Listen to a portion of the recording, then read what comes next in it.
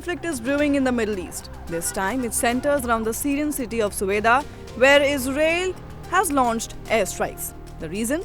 Well, according to Israeli Prime Minister Benjamin Netanyahu, it is to protect the religious minority called the Druze. So who are the Druze? Why is Israel involved? Well, let's break it down all for you.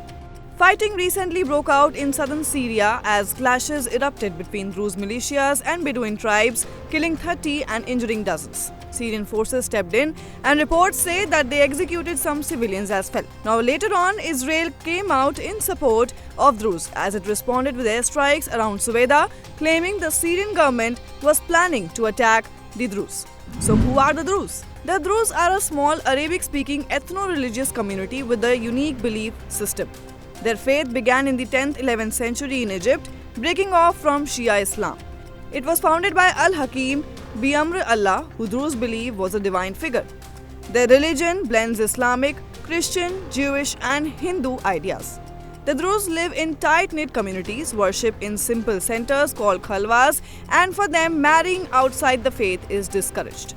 Approximately 7 lakh Druze live in Syria, mainly in Suwayda and Jabal al-Druze. In Lebanon, approximately 3 lakh Druze people are currently residing, with most of them in Mount Lebanon. Similarly, in Israel, there are approximately 150,000 Druze citizens, with roughly 20,000 more in the Golan Heights. These people are also found in Jordan, the US, Europe and Australia. Now you must know that the Druze have played a major role in the region. They supported ancient Islamic caliphates militarily, and they helped form modern Syria, Lebanon, Jordan and Palestine. However, the bond between Druze and Israel is quite complicated. In Israel, the Druze are often called brothers in arms. Many serve in the military, police, and even the Israeli parliament. But the 2018 law defining Israel as a Jewish state left many feeling like second-class citizens. Despite that, Israel says it is acting now out of solidarity and to protect their community in Syria. But analysts believe that there is more going on.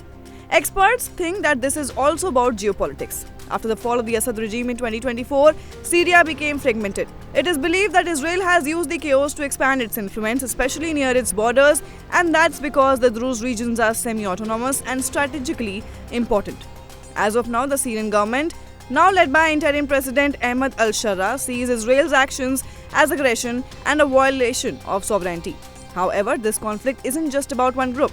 It's about religious identity, political alliances, and regional power plays as well. So were you aware of this information or not? Do comment and let us know. Till then, keep watching India TV.